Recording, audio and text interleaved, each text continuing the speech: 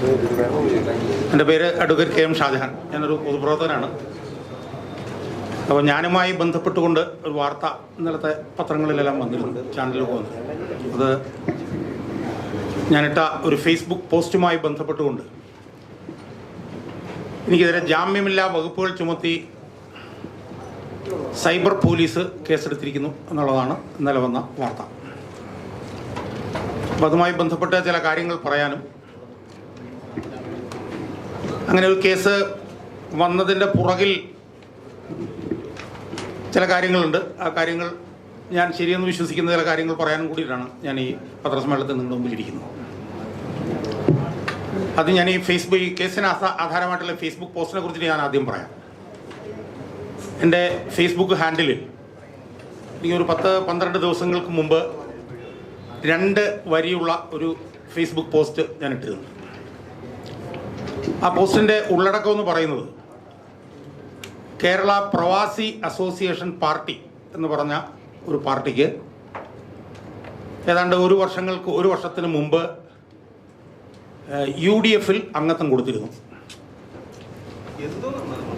അപ്പോൾ അതുമായി ബന്ധപ്പെട്ടുകൊണ്ട് വിവാദങ്ങളുണ്ടായിരുന്നു. ഞാൻ ആ വിവാദങ്ങളിലേക്ക് ഇപ്പോൾ കിടക്കുന്നില്ല.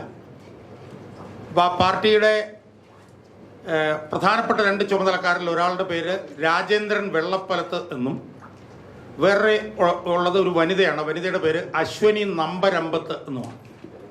രണ്ടുപേരുമാണ് ആ പാർട്ടിയുടെ പ്രധാനപ്പെട്ട ചുമതലക്കാർ. അപ്പോൾ പാർട്ടി UDF-ൽ എടുത്തതുമായി ബന്ധപ്പെട്ട് വിവാദങ്ങളുണ്ട്. ആ വിവാദത്തിൽ ഇടപെട്ട് ഞാൻ അഭിപ്രായങ്ങളൊക്കെ പറഞ്ഞിട്ടുണ്ടായിരുന്നു. ഞാൻ അതിലേക്ക് പോകുന്നില്ല. അപ്പോൾ ഞാനൊരു 8-10 ദിവസങ്ങൾക്ക് മുമ്പ് ഇട്ട പോസ്റ്റിൽ ഞാൻ പറഞ്ഞത്, ഇങ്ങനെ UDF-ലേക്ക് കടന്നു വന്ന ഈ കേരള പ്രവാസി അസോസിയേഷൻ പാർട്ടി എന്ന് പറഞ്ഞ പാർട്ടിയുടെ ചുമതലക്കാരനായ രാജേന്ദ്രൻ വെള്ളപ്പലത്ത് എന്നയാളുടെ ഭാര്യ അശ്വിനി നമ്പരമ്പത്ത് പ്രതിപക്ഷ നേതാവ് VD സതീശനോടൊപ്പം. അതാണ് ആദ്യത്തെ വാചകം. രണ്ടാമത്തെ വാചകം, UDF യോഗങ്ങളിൽ സ്ഥിരമായി ഈ പാർട്ടിയെ പ്രതിനിധീകരിച്ച് പങ്കെടുക്കാറുള്ളത് ഈ അശ്വിനി നമ്പരമ്പത്ത് എന്ന് പറയുന്ന വനിതയാണ്. ഈ 2 വാചകങ്ങളാണ് ഞാൻ ആ ഫേസ്ബുക്ക് പോസ്റ്റിൽ കൊടുത്തത്. എന്നാൽ നിർഭാഗ്യവശാൽ 2-3 ദിവസം കഴിഞ്ഞ് ഞാൻ അന്വേഷിക്കുമ്പോൾ ഈ രാജേന്ദ്രൻ വെള്ളപ്പലത്തിൻ്റെ ഭാര്യയല്ല ഈ അശ്വിനി നമ്പരമ്പത്ത് എന്നുള്ള വിവരം എനിക്ക് ലഭിച്ചു.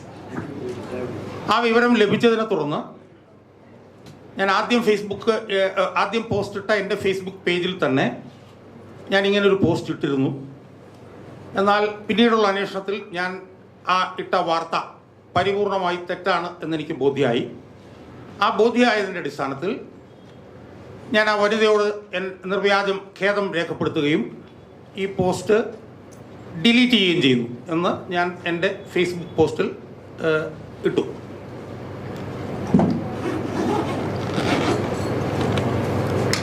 ആ നിർവ്യാജം ഖേദപ്രകടനവും ആ മാപ്പ് പറയലും കഴിഞ്ഞ് 4 ദിവസമാണെന്ന് എൻ്റെ ഓർമ്മ. 4 ദിവസം കഴിഞ്ഞപ്പോൾ, അല്ലെങ്കിൽ 5 ദിവസം കഴിഞ്ഞപ്പോൾ, ഇന്നലെ സൈബർ പോലീസ് സ്റ്റേഷനിൽ നിന്ന്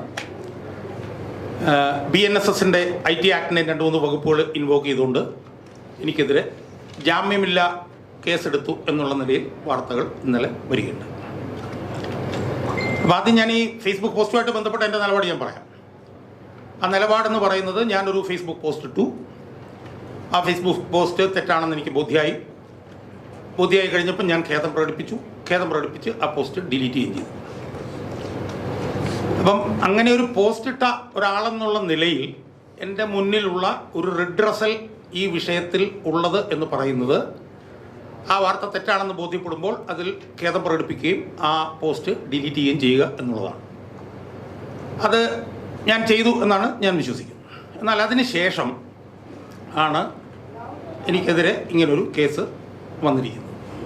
അപ്പോൾ ഞാനത് ബന്ധപ്പെട്ട എൻ്റെ നിയമ മേഖലയിൽ നിൽക്കുന്ന എൻ്റെ സുഹൃത്തുക്കളൊക്കെ ആയിട്ട് ബന്ധപ്പെട്ട് ചോദിച്ചപ്പോൾ അവർ എന്നോട് പറഞ്ഞത്, നിങ്ങൾ അങ്ങനെ ഒരു പോസ്റ്റ് ഇട്ട് ആ പോസ്റ്റ് നിങ്ങൾ പിൻവലിക്കുകയും ഖേദപ്രകടനം നടത്തുകയും ചെയ്താൽ പിന്നെ ആ വിഷയം നിലവിലില്ലാത്തതുകൊണ്ട് അതിനൊരു കേസ് വരേണ്ട കാര്യമില്ല എന്നാണ് സീനിയർ അഭിഭാഷകരായിട്ടുള്ള എൻ്റെ സുഹൃത്തുക്കൾ പറഞ്ഞത്. അപ്പോൾ അത് സംബന്ധിച്ച് ഭാവി നിയമ നടപടികൾ ഞാൻ ആലോചിക്കുന്നുണ്ട്. അതാണ് ഒന്നാമത്തെ കാര്യം.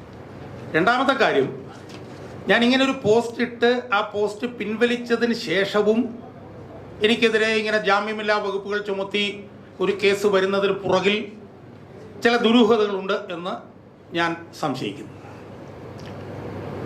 അതിന് രണ്ട് കാരണങ്ങളുണ്ട്.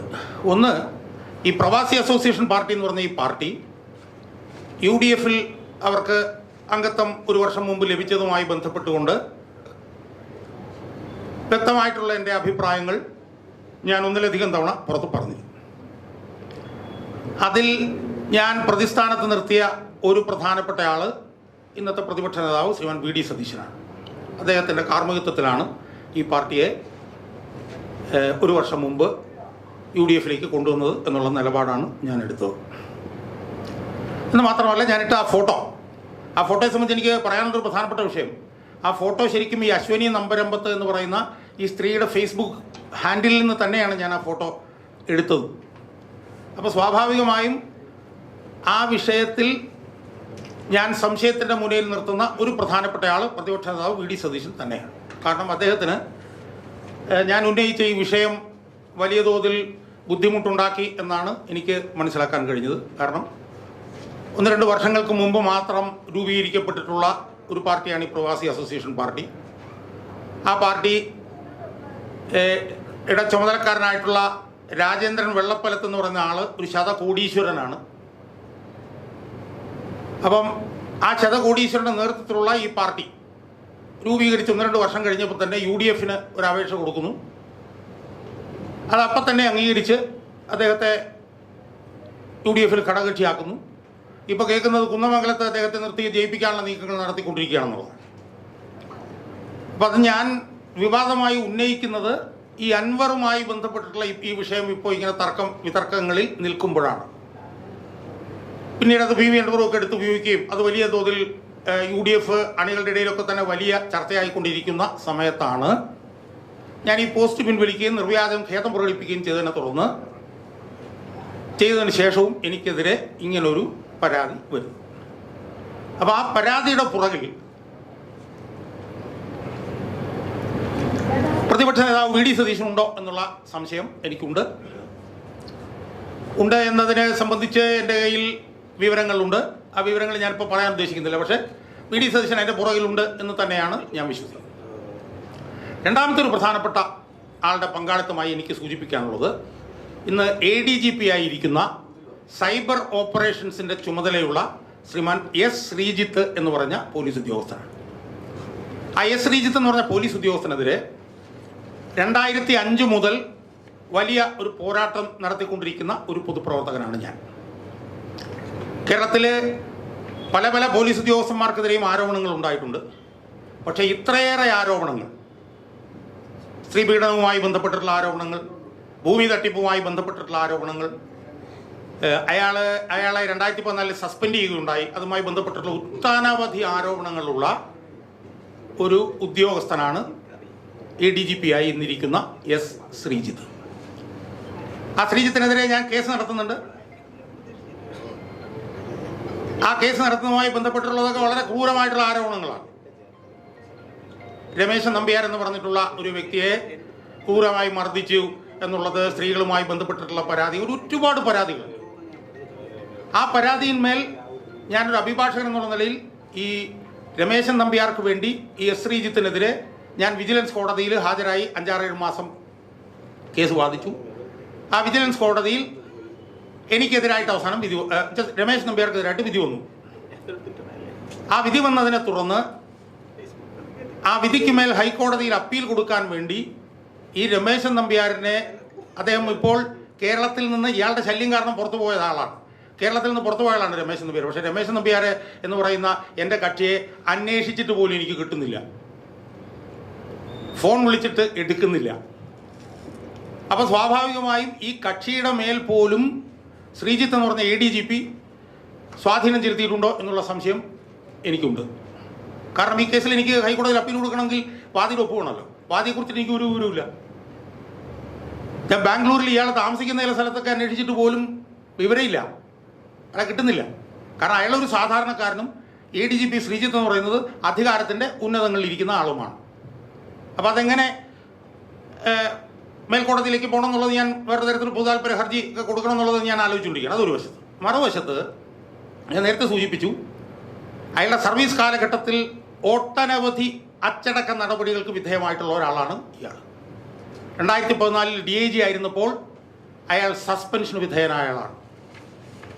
തൃശ്ശൂർ റേഞ്ച് IG-യുടെ അന്വേഷണത്തിൽ അയാളെ സസ്പെൻഡ് ചെയ്തു. ആ സസ്പെൻഡ് ചെയ്തതിനകത്തുള്ളത് ഗുരുതരമായിട്ടുള്ള കുറ്റങ്ങളായിരുന്നു. ഒന്ന് എന്ന് പറയുന്നത് ADGP ശ്രീജിത്ത് ഒരു കൃത്രിമ സിം കാർഡ് ഉപയോഗിച്ചു. അന്വേഷണ റിപ്പോർട്ടിലുള്ളതാണ്. Most unbecoming of a police officer എന്നാണ് ആ റിപ്പോർട്ടിൽ പറഞ്ഞിരുന്നത്. രണ്ട്, ഒരു വിവാദ വ്യവസായവുമായി ബന്ധപ്പെട്ടുകൊണ്ട് ഭൂമി കച്ചവടവുമായി ബന്ധപ്പെട്ടുകൊണ്ടുള്ള കാര്യങ്ങൾ ഇടപെട്ടു. ഞാൻ ആ വിവാദ വ്യവസായയുടെ പേര് ഞാനിവിടെ പറയുന്നില്ല. ഏറ്റവും പ്രധാനപ്പെട്ട ഒരു വിഷയം എന്ന് പറയുന്നത് മലപ്പുറത്തെ ഒരു DYSPയെ കൈക്കൂലി കേസിൽ കുരുക്കാൻ ഈ ശ്രീജിത്ത് ശ്രമിച്ചു എന്നുള്ളതാണ് അതിലെ ഏറ്റവും പ്രധാനപ്പെട്ട ഒരു ആരോപണം. ആ ആരോപണം സംബന്ധിച്ച് വിജിലൻസ് SP ഇത് ശരിയാണെന്നുള്ള മൊഴി കൊടുത്തിട്ടുണ്ട് എന്നുള്ള റിപ്പോർട്ടും ഉണ്ട്. അതായത് ADGP ശ്രീജിത്ത് മലപ്പുറത്തെ ഒരു DYSPയെ കൈക്കൂലി കേസിൽ കൊടുക്കാൻ ശ്രമിച്ചു എന്നുള്ളത് സംബന്ധിച്ച് വിജിലൻസ് SP തന്നെ മൊഴി കൊടുത്തതായി അന്വേഷണ റിപ്പോർട്ടിൽ പറഞ്ഞിട്ടുണ്ട്. എന്നാൽ ഈ ഉദ്യോഗസ്ഥന് ഏത് മുന്നണി വന്നാലും ആ മുന്നണികളിലെല്ലാമുള്ള സ്വാധീനത്തിൻ്റെ അടിസ്ഥാനത്തിൽ അയാൾ ഈ അന്വേഷണ റിപ്പോർട്ടുകളെല്ലാം രാഷ്ട്രീയ നേതൃത്വത്തെ ഉപയോഗിച്ച് അട്ടിമറിക്കുകയാണ് ചെയ്തിട്ടുള്ളത്. നിങ്ങൾ ആലോചിക്കേണ്ടതെന്ന് ചോദിച്ചാൽ, ഈ മലപ്പുറത്തെ DYSPയെ കൈക്കൂലി കേസിൽ കൊടുക്കാൻ ശ്രമിച്ചു എന്നത് സംബന്ധിച്ചിട്ടുള്ള വിജിലൻസ് SP-യുടെ മൊഴിയുടെ അടിസ്ഥാനത്തിലാണ് കൂടെയാണ് ഇയാളെ 2014 DIG ആയിരുന്നപ്പോൾ സസ്പെൻഡ് ചെയ്തത്. അങ്ങനെ സസ്പെൻഷനിലായ ഇയാളെ ഒരു താക്കീതിൻ്റെ അടിസ്ഥാനത്തിൽ പിന്നീട് തിരിച്ചെടുക്കുന്നതാണ് നമ്മൾ കണ്ടത്. സത്യം പറഞ്ഞാൽ ഞെട്ടിപ്പോയി. കാരണം കൈക്കൂലി കേസിൽ കുടുക്കി എന്നുള്ളത് തെളിഞ്ഞതാണ്. തെളിഞ്ഞിട്ടും അയാളെ താക്കീത് കൊടുത്ത് തിരിച്ചെടുക്കുന്നു. ഇതിലേറ്റവും പ്രധാനപ്പെട്ട ഒരു വിഷയം എന്താ? ഇത്രയും വലിയ കുറ്റം ചെയ്ത ഇയാളെ താക്കീത് ചെയ്ത് തിരിച്ചെടുക്കുമ്പോഴാണ് ഇതിനേക്കാൾ വളരെ ചെറിയ കുറ്റം ചെയ്ത ഒരുപാട് ഉന്നത പോലീസ് ഉദ്യോഗസ്ഥന്മാർ ഇപ്പോഴും സർവീസിന് പുറത്ത് നിൽപ്പുണ്ട്. എന്തെങ്കിലും ഒരു അന്വേഷണ റിപ്പോർട്ടിൽ ചെറിയൊരു തെറ്റ് വന്നു, അല്ലെ അങ്ങനെ തെറ്റ് വന്നു, ഇങ്ങനെ തെറ്റ് വന്നു. ഇപ്പോൾ മോൻസൻ മാവുങ്കലിൻ്റെ ഒക്കെ കൂടെ ഒന്ന് ഫോട്ടോ എടുത്തു എന്നൊക്കെ പറഞ്ഞിട്ട് IG എന്തോ ലക്ഷ്മണൻ എന്നൊക്കെ പറഞ്ഞ ആളൊക്കെ മാസങ്ങളോളം പുറത്ത് നിൽക്കുമ്പോഴാണ് ഒരു DYSPയെ കൈക്കൂലി കേസിൽ കുരുക്കി എന്ന് ഒരു SP-യുടെ മൊഴി ഉണ്ടായിട്ട് പോലും ഈ ഉദ്യോഗസ്ഥനെ താക്കീത് മാത്രം നൽകി ഗവൺമെൻറ് തിരിച്ചെടുത്തത്. ആ ഗവൺമെൻറ് എന്ന് പറയുന്നത് UDF ഗവൺമെൻറ് ആയിരുന്നു. ഞാൻ മനസ്സിലാക്കുന്നിടത്തോളം ഇയാളെ 2014 ഇയാളെ സസ്പെൻഡ് ചെയ്യുന്നതിന് വേണ്ടി ഏറ്റവും കൂടുതൽ ശക്തമായ സമ്മർദ്ദം ചെലുത്തിയത് അന്ന് PK കുഞ്ഞാലിക്കുട്ടിയായിരുന്നു. എനിക്ക് ചില വിവരങ്ങൾ കിട്ടുന്നത് അന്നും ഈ ശ്രീജിത്ത് എന്ന് പറഞ്ഞ ഉദ്യോഗസ്ഥനെ തിരിച്ചെടുക്കുന്നതിൻ്റെ പുറകിൽ ഈ VD സതീശന് പങ്കുണ്ടായിരുന്നു എന്നുള്ള നിലയിലുള്ള വിവരങ്ങൾ എനിക്കുണ്ട്. ഇപ്പം എന്താ സംഭവിച്ചിരിക്കുന്നത് ചോദിച്ചാൽ, ഇപ്പോൾ ഈ അടുത്ത് 3 പരാതികൾ ഞാൻ ശ്രീജിത്തിനെതിരെ കൊടുത്തിട്ടുണ്ട്. അതിലൊരു പരാതി എന്ന് പറയുന്നത് UPSCക്കും കേന്ദ്ര വിജിലൻസ് കമ്മീഷനുമാണ് കൊടുത്തിട്ടുള്ളത്. ആ കൊടുത്തിട്ടുള്ളതിൽ ഇയാൾക്കെതിരെയുള്ള അന്വേഷണം, ഇയാൾ വിദേശത്തൊരാളെ കൊണ്ടുപോയതുമായി ബന്ധപ്പെട്ടുകൊണ്ട് വിൻസെൻ്റ് ബോൾഡർ റിപ്പോർട്ടുണ്ട്. അങ്ങനെ ഭൂമി ഒരാളിൽ നിന്ന് തട്ടിച്ചിട്ട് അവസാനം ഹൈക്കോടതി ഇയാൾക്കെതിരെ 25,000 രൂപയുടെ ഫൈൻ അടിച്ചിട്ട് അവസാനം ഭൂമി തിരിച്ചു കൊടുത്താണ് ഇയാൾ ആ കേസിൽ നിന്ന് രക്ഷപ്പെട്ടത്. അങ്ങനെ കേരളത്തിൽ ഒരു പോലീസ് ഉദ്യോഗസ്ഥനെ കുറിച്ച് ഒരു കാരണവശാലും കേൾക്കാൻ പാടില്ലാത്ത ഗുരുതരമായിട്ടുള്ള കുറ്റങ്ങൾ ചെയ്യുന്നു. പക്ഷേ രാഷ്ട്രീയ നേതൃത്വത്തിൻ്റെ കയ്യും കാലും പിടിച്ച് അതിൽ നിന്നെല്ലാം രക്ഷപ്പെടും. അപ്പം ഞാൻ ആ റിപ്പോർട്ടുകളെല്ലാം വെച്ചുകൊണ്ട് ഇയാളെ SP ആയി തരം താഴ്ത്തണം എന്ന് പറഞ്ഞുകൊണ്ട് UPSCക്കും കേന്ദ്ര വിജിലൻസ് കമ്മീഷനും ഞാൻ പരാതി കൊടുത്തിരുന്നു. ആ പരാതി UPSCക്ക് കൊടുത്ത പരാതി UPSC എന്ത് ചെയ്തു? കേന്ദ്ര ആഭ്യന്തര മന്ത്രാലയത്തിന് അയച്ചു കൊടുത്തു.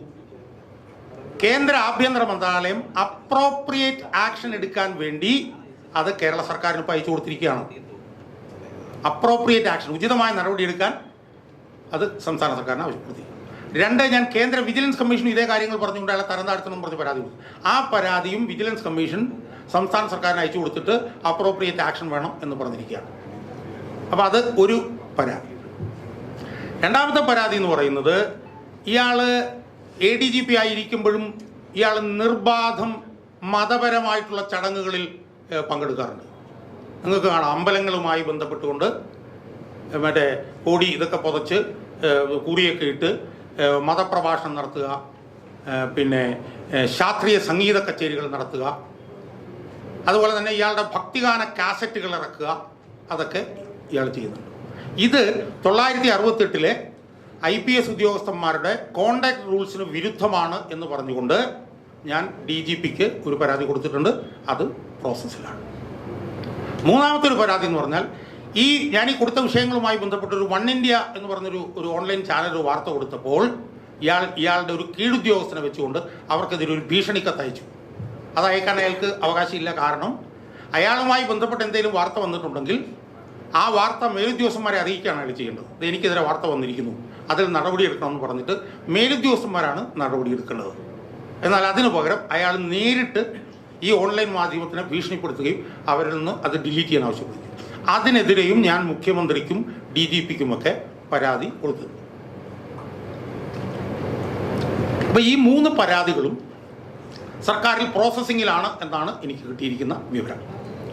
അപ്പോൾ ആ 3 പരാതികളും ഞാൻ ഇയാൾക്ക് കൊടുത്തതിന് ശേഷമാണ് ഞാൻ എൻ്റെ ഫേസ്ബുക്ക് പോസ്റ്റിൽ ഞാൻ ഇട്ട വാർത്ത തെറ്റാണെന്ന് പറഞ്ഞുകൊണ്ട് മാപ്പ് പറയുകയും ആ പോസ്റ്റ് ഡിലീറ്റ് ചെയ്തതിന് ശേഷം എനിക്കെതിരെ ഈ കേസ് ഇപ്പോൾ എടുത്തിരിക്കുന്നത്. ഇത് സൈബർ പോലീസാണ് എടുത്തിരിക്കുന്നത്. അപ്പോൾ അതുകൊണ്ട് തന്നെ ഇത് കേസെടുത്തതുമായി ബന്ധപ്പെട്ടുകൊണ്ട് ഈ സതീശനും ശ്രീജിത്തും തമ്മിൽ ഉള്ള എന്തെങ്കിലും ഗൂഢാലോചന ഇതിനകത്ത് നടന്നിട്ടുണ്ടോ, പ്രതിപക്ഷ നേതാവ് VD സതീശനും ഈ ശ്രീജിത്തും തമ്മിൽ എന്തെങ്കിലും ഗൂഢാലോചന നടന്നിട്ടുണ്ടോ എന്ന് ഞാൻ ഗൗരവതരമായി സംശയിക്കുന്നു. ഈ വിഷയത്തിൽ സർക്കാർ എനിക്കെതിരെ എന്തെങ്കിലും വൈര്യനിര്യാതന ബുദ്ധിയോടുകൂടി പെരുമാറിയിട്ടുണ്ട് എന്ന് ഞാൻ വിശ്വസിക്കുന്നില്ല.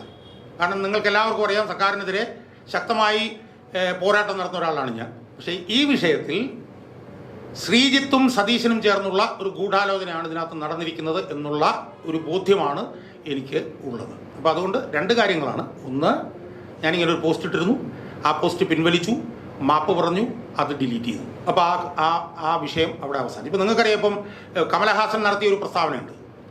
ആ പ്രസ്താവനയുമായി ബന്ധപ്പെട്ട് കർണാടക ഹൈക്കോടതി അദ്ദേഹത്തോട് പറഞ്ഞത് മാപ്പ് പറയാത്ത എന്താണ് എന്നാണ് ചോദിച്ചു. മാപ്പ് പറഞ്ഞ പ്രശ്നം തീരുമല്ലോ, പിന്നെന്താ മാപ്പ് പറയാത്തത്? ഞാനിതിനകത്ത് മാപ്പ് പറയുകയും ആ പോസ്റ്റ് ഡിലീറ്റ് ചെയ്യുകയും ചെയ്തു. അത് ഡിലീറ്റ് ചെയ്തതിന് ശേഷമാണ് എനിക്കെതിരെ ഈ കേസ്.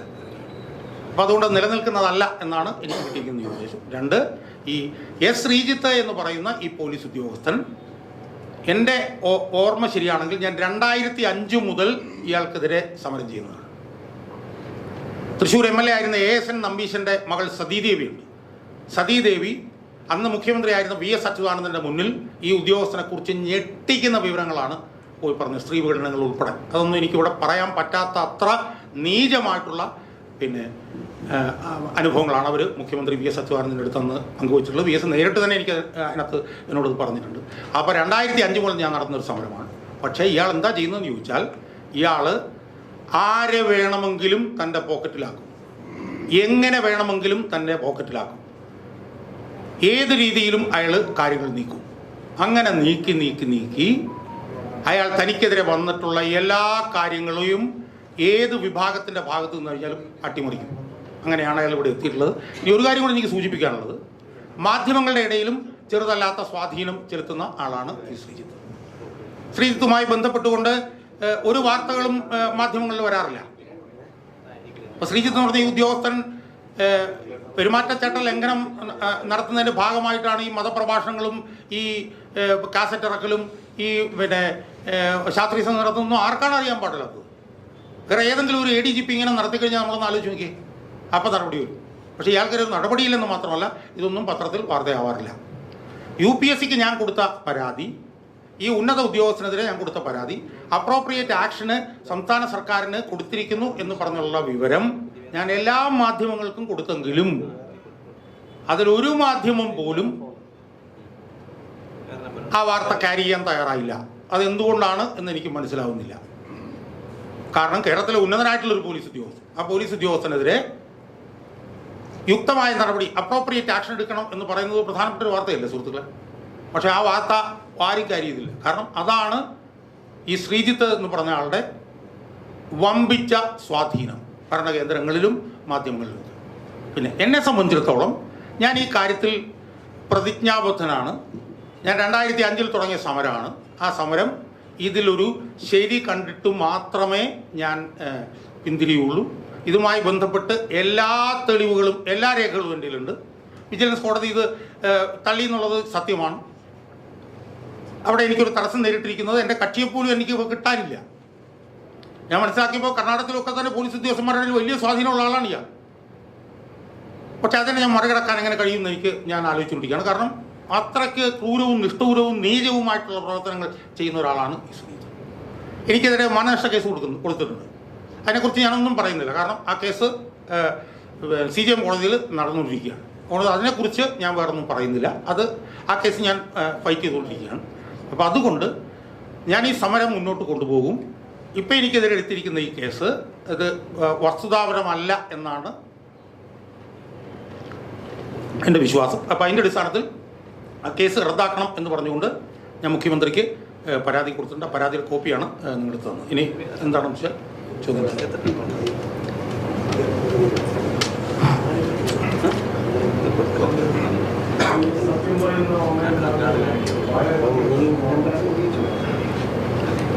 അല്ല, ഞാൻ പറഞ്ഞ പോയിന്റ് എന്താണെന്ന് ഞാൻ പറഞ്ഞ പോയിന്റ് എന്താണെന്ന് വെച്ചാൽ, ഇപ്പോൾ ഇയാൾ കേരളത്തിലെ ഏറ്റവും പ്രധാനപ്പെട്ട ഒരു പോലീസ് ഉദ്യോഗസ്ഥനാണല്ലോ. DGP കഴിഞ്ഞാൽ DGP ആകുന്നവരെ പറഞ്ഞു കേട്ടു. അയാളുമായി ബന്ധപ്പെട്ടുകൊണ്ട് എല്ലാ രേഖകളും എല്ലാ അന്വേഷണ റിപ്പോർട്ടുകളും വെച്ചിട്ടാണ് ഞാൻ UPSCക്കും വിജിലൻസ് കമ്മീഷനും പരാതി. അത് ഞാൻ നേരത്തെ സൂചിപ്പിച്ചു. അതിൽ ഏറ്റവും പ്രധാനപ്പെട്ട ഒരു പരാതി എന്ന് പറയുന്നത്, അയാൾ മലപ്പുറത്തെ ഒരു DYSPയെ കൈക്കൂലി കേസിൽ കുരുക്കാൻ ശ്രമിച്ചു എന്ന് വിജിലൻസ് SP-യുടെ മൊഴിയോടുകൂടിയുള്ള ഒരു അന്വേഷണ റിപ്പോർട്ടുണ്ട്. ആലോചിച്ച് നോക്കണം. ഒരു സഹപ്രവർത്തകന് ആ വിജിലൻസ് SP-യുടെ മൊഴി തന്നെയാണ്. ആ റിപ്പോർട്ടും താക്കീതിൻ്റെ അടിസ്ഥാനത്തിൽ പിൻവലിക്കുകയാണ്. അപ്പം ഞാൻ പറഞ്ഞതെന്ന് വെച്ചാൽ, ഇതിനേക്കാൾ ചെറിയ ചെറിയ കുറ്റങ്ങൾ ചെയ്ത എത്രയോ ഉന്നത ഉദ്യോഗസ്ഥന്മാർ പുറത്തു നിൽക്കുന്നു, സർവീസിന് പുറത്ത്. അപ്പോഴും ഇയാൾ രക്ഷപ്പെട്ടു പോകും. അപ്പം ഇയാൾക്ക് എന്തോ ഒരു വലിയ കഴിവുണ്ട് ഭരണരംഗങ്ങളിലും മാധ്യമങ്ങളുടെ മേഖലയിലും. ഞാൻ പറഞ്ഞ മാധ്യമങ്ങൾക്ക് ഞാൻ അയച്ചു കൊടുത്തു പറഞ്ഞാൽ ഞാൻ അയച്ചു കൊടുത്ത എല്ലാ മാധ്യമപ്രവർത്തകരും എൻ്റെ ഏറ്റവും വലിയ സുഹൃത്തുക്കളാണ്. കാരണം ഞാൻ VS അച്യുതാനന്ദൻ്റെ കൂടെ ജോലി ചെയ്ത കാലം മുതൽ തന്നെ എനിക്ക് പരിചയമുള്ള സീനിയറായിട്ടുള്ള റിപ്പോർട്ടർമാർക്കാണ് ഞാനതെല്ലാം അയച്ചു കൊടുത്തത്. ഒരാളും തൊടാൻ പോലും തയ്യാറായില്ല. മനസ്സിലായി? അപ്പം ഞാൻ മനസ്സിലാക്കുന്ന പറഞ്ഞാൽ, ഇയാൾ ഒരു പോലീസ് ഉദ്യോഗസ്ഥന് ചേരാത്ത രീതിയിൽ കരഞ്ഞ് കാല് പിടിക്കാൻ പോലും ഇയാൾ തയ്യാറാവുന്നതാണ് ഞാൻ മനസ്സിലാക്കുന്നത്. അതുകൊണ്ടാണ് നിങ്ങളൊന്ന് ആലോചിച്ച് നോക്കൂ, ഒരു ADGP ഒരു അമ്പലത്തിൽ പോയിരുന്ന് മതപ്രഭാഷണം നടത്തുകയാണ്. ഞാൻ ചോദിക്കുന്നത്, ഇതേതെങ്കിലും ഒരു മുസ്ലിം പള്ളിയിൽ പോയിരുന്നൊരു DGP ഇതുപോലെ ചെയ്തിരുന്നെങ്കിലോ? പക്ഷെ ഇവിടെ ഒരു പ്രശ്നവുമില്ല. അയാളുടെ പാട്ട് ഭക്തിഗാനങ്ങൾ പ്രസിദ്ധീകരിക്കുകയാണ് കാസറ്റിലാക്കി. ഇവിടെ ഒരു അനക്കവുമില്ല. മനസ്സിലായി? അതിൽ ചെയ്ത ഈ കാര്യങ്ങൾക്ക് മുഴുവൻ എൻ്റെ കയ്യിൽ തെളിവുണ്ട്. ഏത് പത്രപ്രവർത്തകർ ചോദിച്ചാലും അതിൻ്റെ റിപ്പോർട്ടുകൾ മുഴുവൻ ഞാൻ തരാം. മുഴുവൻ റിപ്പോർട്ടുകൾ ഞാൻ തരാം. പക്ഷേ എന്നോടൊരു മാധ്യമപ്രവർത്തകൻ ഇത് ചോദിക്കുന്നില്ല. അപ്പോൾ എന്തുകൊണ്ടാണ് അങ്ങനെ ചെയ്യാത്തത്? കാരണം മാധ്യമപ്രവർത്തകരുടെ അടിസ്ഥാനപരമായിട്ടുള്ള ചുമതല എന്ന് പറഞ്ഞാൽ ഇതുപോലുള്ള സാധനങ്ങൾ പുറത്തു കൊണ്ടുവരിക എന്നുള്ളതല്ലേ. പക്ഷേ ശ്രീജിത്ത് എന്ന് പറഞ്ഞ ഈ IPS ഉദ്യോഗസ്ഥനെതിരെ എന്ത് തെളിവ് കൊണ്ടുവന്ന് അയാൾ കൊന്ന ആളാണെന്നും പറഞ്ഞിട്ട് കൊന്ന ആളുടെ മൃതദേഹം കൊണ്ടുവന്ന് കാണിച്ചാൽ പോലും വാർത്ത വരില്ല. മനസ്സിലായില്ല? അപ്പോൾ അത് വളരെ ദയനീയമാണ് എന്നാണ് എനിക്ക് സൂചിപ്പിക്കാനുള്ളത്. പക്ഷെ എന്നെ സംബന്ധിച്ചിടത്തോളം ഞാൻ ആരുടെയെങ്കിലും പിന്തുണ കണ്ടിട്ട് ഈ രംഗത്ത് നിൽക്കുന്ന ആളല്ല. 63 വയസ്സ് വരെ ഞാൻ സമരം ചെയ്തു. എത്ര ആൾ ജീവിക്കാൻ പറ്റുമെന്നൊന്നും എനിക്കറിയില്ല. പക്ഷെ 63 വയസ്സ് വരെ ഞാൻ ജീവിച്ചിരുന്നു. അപ്പം അതിൻ്റെ ഒരു ശക്തിയിൽ, അതിൻ്റെ ഒരു ഊർജ്ജത്തിൽ ഞാൻ മുന്നോട്ട് പോകും. ഇയാൾ കേരളത്തിൻ്റെ പോലീസ് സേനയ്ക്ക് തന്നെ ഏറ്റവും അപമാനമുള്ള ഒരു ഉദ്യോഗസ്ഥനാണ് എന്നുള്ള കാര്യം സംബന്ധിച്ച് എനിക്ക് പൂർണ്ണമായ ബോധ്യമുണ്ട്. അതുകൊണ്ട് തന്നെ ഇതിൽ അന്തിമമായി നീതി ജയിക്കുന്നത് വരെ ഒറ്റയ്ക്ക് ഞാൻ നടത്തിയിരുന്ന സമരമായിട്ട് ഞാൻ ഇനി മുന്നോട്ട് കൊണ്ടുപോകും. ഇയാൾക്കെതിരായിട്ടുള്ള കാര്യങ്ങൾ ഞാൻ തെളിയിക്കും. എനിക്കെതിരെ മാനനഷ്ട കേസ് കൊടുത്തിട്ടുണ്ട്. ഞാൻ 7 വീഡിയോ ചെയ്തു ഇയാൾക്കെതിരെ. അതിൽ 7ാമത്തെ വീഡിയോയ്ക്കെതിരായിട്ടാണ് കേസ്. ആ കേസിൽ ഞാൻ പ്രതിയാണ്. അത് ഞാൻ ഫൈറ്റ് ചെയ്തുകൊണ്ടിരിക്കുകയാണ്. അത് ഞാൻ അവസാനം വരെ ഫൈറ്റ് ചെയ്യും. ഞാൻ കഴിഞ്ഞ ദിവസം അയാളെ വിസ്തരിക്കുക ഉൾപ്പെടെ ചെയ്ത് കഴിഞ്ഞു. അപ്പോൾ അതുകൊണ്ട് എനിക്കതിൽ പൂർണ്ണമായ ബോധ്യമുണ്ട് ഇയാൾ എന്താണ് ചെയ്തത്. ASN നമ്പീശൻ എന്ന് പറഞ്ഞ CPM-ൻ്റെ MLA-യുടെ മൂത്ത മകളാണ് സതീദേവി. ആ സതീദേവി എൻ്റെ അടുത്ത് വന്ന് ഇയാളെക്കുറിച്ച് പറഞ്ഞ കാര്യങ്ങൾ എനിക്ക്, സ്ത്രീകളൊക്കെ ഇവിടെ ഇരിക്കുന്നതുകൊണ്ട് എനിക്ക് പറയാൻ പറ്റില്ല. അത്രയ്ക്ക് നീചവും മ്ലേച്ഛവും ആയിട്ടുള്ള കാര്യങ്ങളാണ്. എന്നിട്ട് അയാൾ വന്നിട്ട് പറയുന്നത് എന്താണെന്നറിയോ? അത് അവർ കേസ് പിൻവലിച്ചു. ഇതാണ് അയാൾ പറയുന്നത്. അവരെങ്ങനെ കേസ് പിൻവലിക്കാതിരിക്കും? കാരണം ഇയാൾ ഉന്നത പോലീസ് ഉദ്യോഗസ്ഥനല്ലേ. അവരൊരു സാധാരണ സ്ത്രീയല്ലേ. അവർക്ക് എന്ത് പറഞ്ഞു? അവരെ ആരും സഹായിക്കും? അവിടെ ഭർത്താവ് ഇപ്പം എന്തോ അസുഖം വന്ന് മരിച്ചു. അവർ ഈ ദുഃഖം മനസ്സിൽ വെച്ച് ഇയാൾ ഇങ്ങനെ ജീവിക്കുകയാണ്. കാരണം എന്താണ്? ഇയാൾ അധികാര സ്ഥാനത്താണ് ഇരിക്കുന്നത്. ആര് വന്നാലും ഇയാൾക്ക് സ്വാധീനമാണ്. ഈ ഒറ്റ കാര്യം കൂടെ പറയാം. ഇയാളുടെ കൂടെ 5 വർഷം രമേശൻ നമ്പ്യാർ എന്ന് പറഞ്ഞിട്ട് ഒരാളെ ഇയാൾ കൂടെ താമസിപ്പിച്ചു. അയാളുമായി ബന്ധപ്പെട്ടുകൊണ്ട് പീഡനം, അയാളെ മർദ്ദിക്കല് കാര്യങ്ങൾ, അവസാനം അയാൾ കേരളം വിട്ട് ഓടിപ്പോയി. അയാളായിരുന്നു എൻ്റെ കക്ഷി. അയാൾ എന്ത് ചെയ്യുമെന്ന് വെച്ച് കഴിഞ്ഞാൽ, അയാൾ അവസാനം മർദ്ദിക്കുകയും കൊല്ലാറാക്കുകയൊക്കെ ചെയ്തു എന്നും പറഞ്ഞുകൊണ്ട് അയാൾ 2010 നിങ്ങൾ ഓർത്തോണം, 2010 തൃശ്ശൂർ വിജിലൻസ് കോടതിയിൽ ഇയാൾക്കെതിരെ ഒരു പരാതി കൊടുത്തു. ഈ വിവരങ്ങളെല്ലാം വെച്ചു ഞെട്ടിക്കുന്ന വിവരങ്ങളായിരുന്നു ആ പരാതിയിലുണ്ടായി. ആ പരാതി കണ്ട അന്നത്തെ ജഡ്ജി ഞെട്ടിപ്പോയി. അയാൾ എന്ത് പറയുന്നറിയാമോ?